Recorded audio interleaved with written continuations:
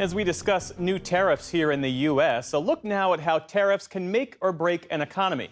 In this case, Haiti, where U.S. trade policies forced the government to bring down tariffs on foreign goods, which allowed American farmers to export their crops cheaply.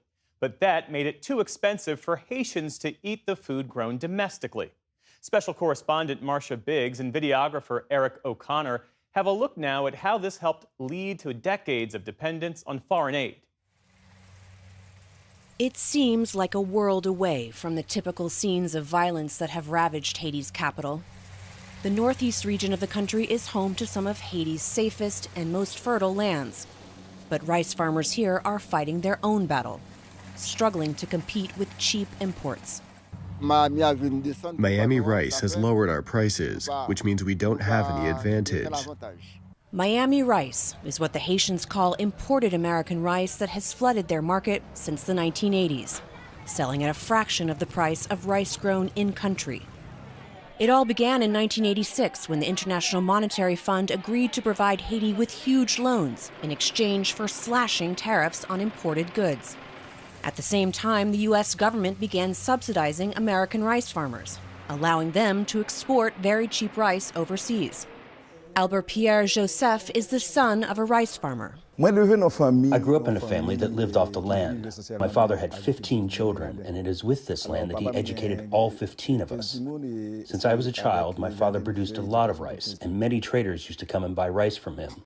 The customs tariff that was reduced on rice throughout my childhood affected me a lot. It meant that the amount of money my father used to make to meet our needs, well, he couldn't bring that in anymore. Like Albert's father, many farmers were unable to keep up and abandoned the land. Today we come together as friends. Under President Bill Clinton, another deal was made to lower tariffs on imports to Haiti from 35% to just 3%, as part of a plan to help the country industrialize. 15 years later, Clinton famously apologized. Since 1981, the United States has followed a policy that we rich countries that produce a lot of food should sell it to poor countries and relieve them of the burden of producing their own food. So thank goodness they can leap directly into the industrial era. It has not worked. It's maybe been good for some of my farmers in Arkansas, but it has not worked. It was a mistake. I did that. I have to live every day with the consequences of the lost capacity to produce a rice crop in Haiti to feed those people because of what I did, nobody else. Efforts to change the tariff policy failed, and cheap American rice continues to flow into the country to this day. It's even changed the dietary habits of Haitians who used to eat rice 2 to 3 times a week, but now consume it every day. An important detail when you consider a recent study by the University of Michigan found that there are levels of arsenic in American rice which may not affect health in small doses, but could lead to cancer and learning disabilities when consumed at high amounts. How does it feel to know that you're consuming arsenic? I personally think today there must be a big effort made at the national and international levels because we can't produce enough food to give to people, and this food is making people sick. International aid groups try to support local farmers. USAID helped Albert Pierre to build this mill for a collective of almost 1,000 farmers that wouldn't otherwise have the resources to mill and sell their crop. And the collective sells much of its rice to the World Food Program, also a recipient of USAID funds. It's part of the World Food Program's overall strategy to source as much of its food locally as possible, and it relies significantly on cash-based assistance and development projects. But it also receives what is called in-kind assistance, bags of food grown in the U.S. and shipped overseas. Thomas DeVille is the head of WFP's school feeding program in Haiti, which receives much of its funding from USAID. We would prefer to rely 100% of local production, for sure, but Haiti is not self-sufficient yet. It takes time to get to 100% local procurement. It takes programs such as our resilience, capacity building programs. It takes training with the local farmers, and it takes intervention to improve irrigation systems, and it takes a lot of work with the Ministry of Agriculture to make sure that we have ambitious policies to promote local production. Would it be more helpful to receive aid in that arena rather than rice grown abroad? We need both. We can't ignore the more than 5 million Haitian people, so half of the country, that is facing high levels of acute food insecurity. This is staggering levels. But even if they didn't need it, they are also required to bring in some food from the U.S. The United States provides international food aid through two main programs. The first, the Emergency Food Security Program, allows more flexibility.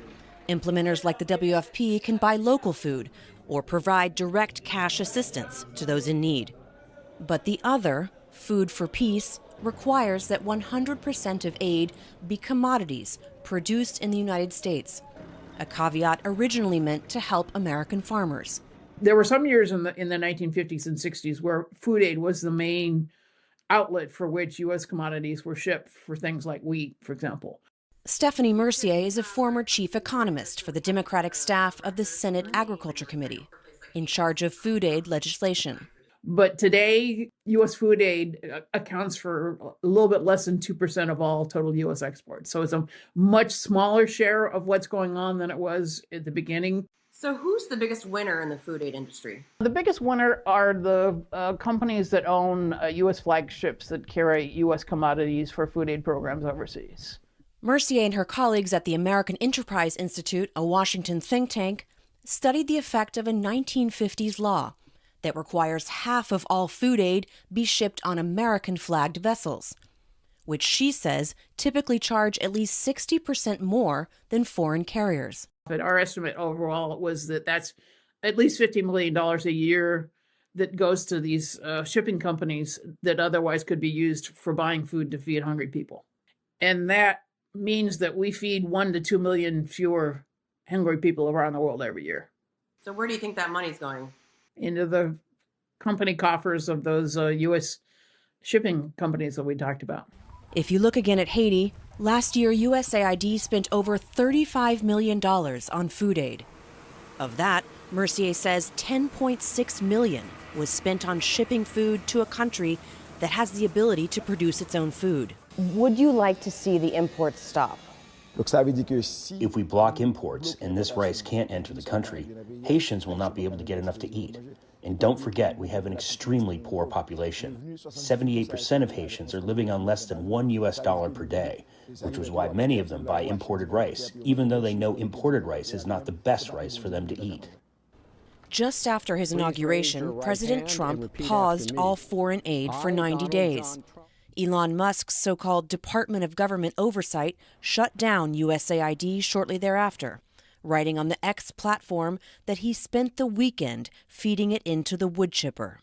In-kind food shipments to organizations like the WFP are supposed to be protected by the Emergency Food Assistance Waiver. But the abrupt dismantling of USAID has created chaos, putting at risk shipments of food not already in the pipeline. Development projects like Albert Pierre's aren't covered by the waiver. He says he was supposed to receive a transfer in funds from USAID by the end of January, but the money never came, and the project was canceled. He hasn't had to shut his mill just yet, but he's slowed down operations, and he's looking to other organizations for help.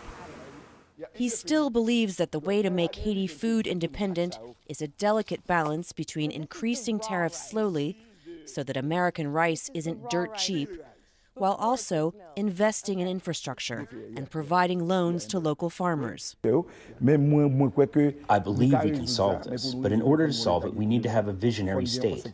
We need to have a private sector that is committed, a private sector that is productive and believes in national development.